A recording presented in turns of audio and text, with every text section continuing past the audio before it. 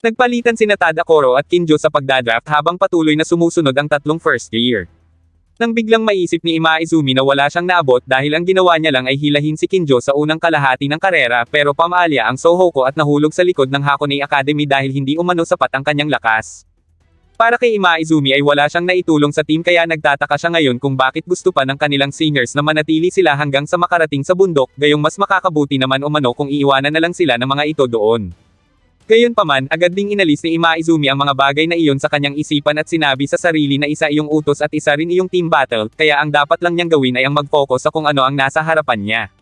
Ngunit, sinabi sa kanya ni Naruko na ganoon din umano ang nararamdaman nito ngayon, ang tapusin na doon pa lang ang pakikipagkarera sapagkat habang nakikita niya ang pagpadyak ng mga senior nila ay para na umano siyang pinapatay dahil hindi naging sapat ang lakas niya. Pero habang naiinis ang dalawa ay napansin nila si Onoda na nanunood sa likod ng tatlong seniors. Nagsalita ito at sinabing kamangha-mangha dahil itinodo na umano ng mga third year at hindi pa niya iyon nakita ng malapitan dati. Naalala ni Onoda noong nagsama sila ni Makishima dati at may sinabi iyon tungkol sa pagbibisikleta. Ayon umano kay Makishima ay nakikipag-usap iyon gamit ang pagbibisikleta, at ngayon ay parang may usapan sila. Kakaiba man pakinggan pero sa tingin ni Onoda, gusto ng mga third year na iparating sa kanila na magpalakas pa sila.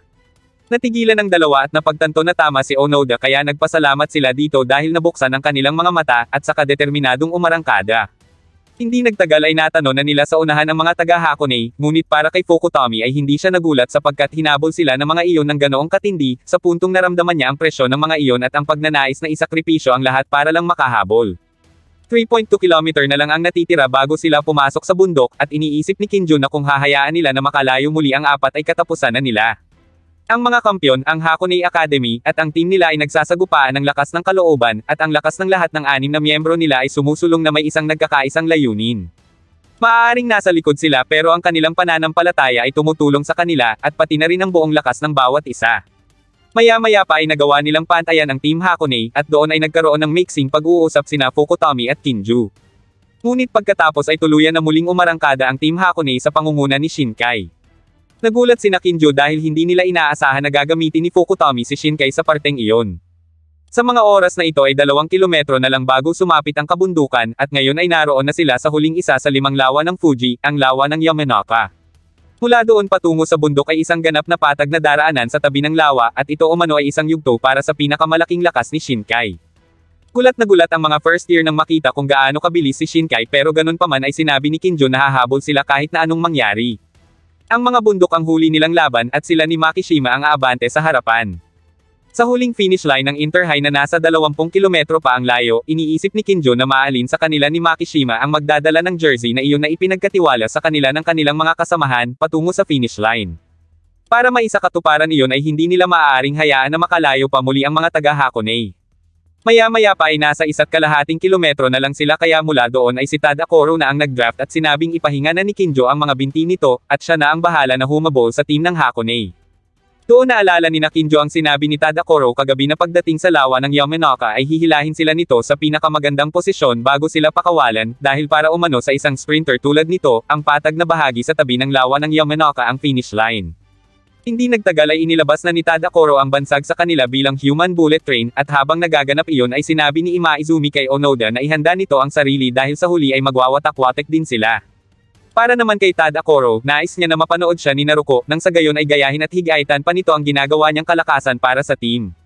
Kasabay niyo na iniisip naman ni Kinjo kung gaano siya nagpapasalamat kay Tadakoro pati na rin sa iba pang bahagi ng team na siyang nagpanatili ng kalakasan.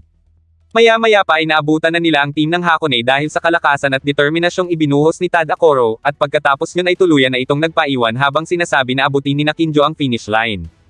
Sa huling 200 metro bago ang bundok ay umabante na ang ace climber ng team Hakone na si Tudo, kasunod nito ang isa pang climber na si Manami, at sa huli ay ang ace na si Fukutomi. Ngunit mapapansin na muling napag-iwanan ang team Sohoko bagay na ikinabahala ni Makishima, pero natigilan siya ng mahalata na iniinda ni Kinjo ang tuhod nito. Gayunpaman, nagpatuloy pa rin ito at pinilit na hindi magpahalata sa kanyang nararamdaman alang-alang sa pinaghirapan ni Tadakoro at ng lahat para makarating sila sa pwesto nila ngayon. Hindi umano kayang itapon ni Kinjo ang pagkakataong nilikha nila para sa kanilang mga sarili. Sa kabila ng paulit-ulit na matinding pananakit ng tuhod niya ay sinabi niya kay Makishima na sa huling laban ay magtatagumpay sila hanggang sa finish line. Maya-maya pa ay nanguna na si Makishima habang iniisip nito na sana ay sabihin sa kanya ni Kinjo kung nagbibiro lang ito. Nang mga oras na iyon naman ay napatanong na lang si Kinjo sa kanyang sarili kung bakit ngayon pa kung kailan ang pinakamahalagang huling yugto ay nasa kanya ng harapan. Napahawak na lang ito sa kanyang ulo habang sinisisi ang sarili at iniisip na sa lahat ng kanilang paghihirap na ginawa ay hindi pa rin nila kayang talunin ang Hakonei Academy. Samantala, batid ni Natudo ang kalagayan ni Kinjo kaya sinabi ni Fukutami na kung mag-isa na lang si Makishima ay hindi sila magagawang talunin yun kaya tapos na umano ang karera para sa Sohoko. Gayunpaman, sinabi ni Fukutami na magmadali si Tudo patungo sa finish line dahil iyon lang ang tanging alay na maibibigay nila sa mga iyon.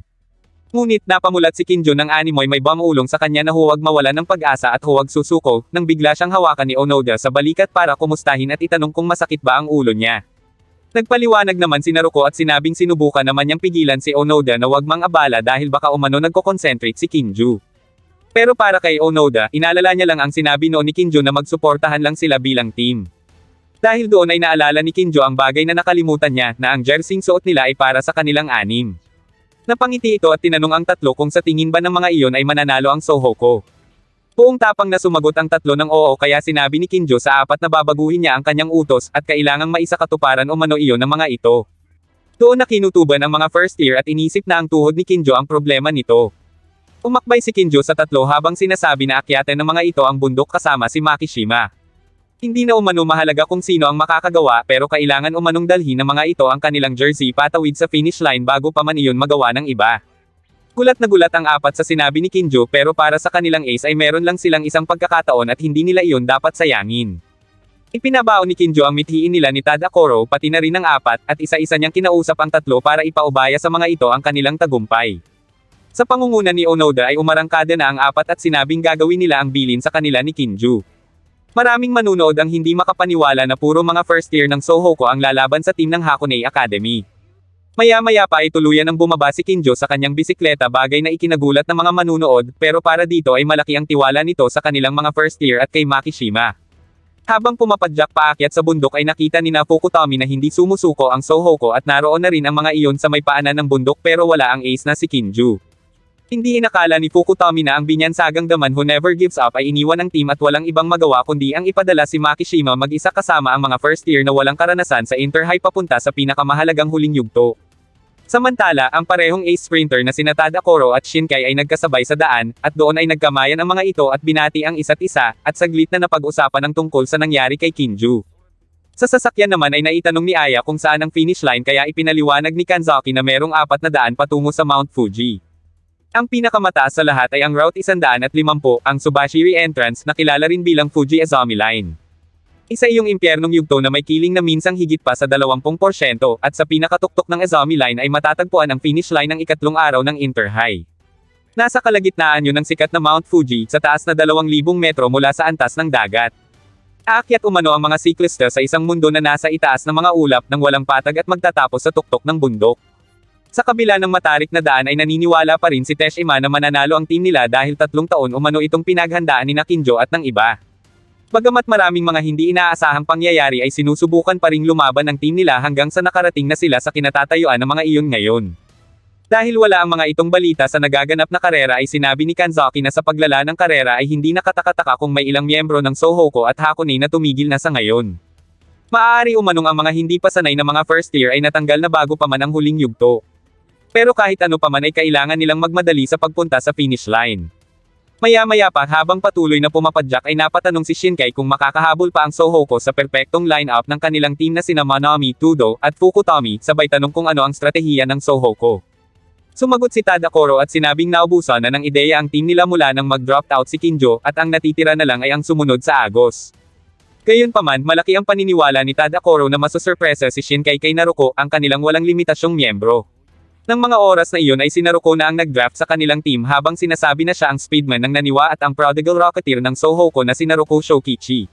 Hindi naman makapaniwala sina Makishima na kayang umakyat ni Naruko ng ganoong kabilis at maging ang mga manunood ay hindi makapaniwala dahil isa naman itong sprinter.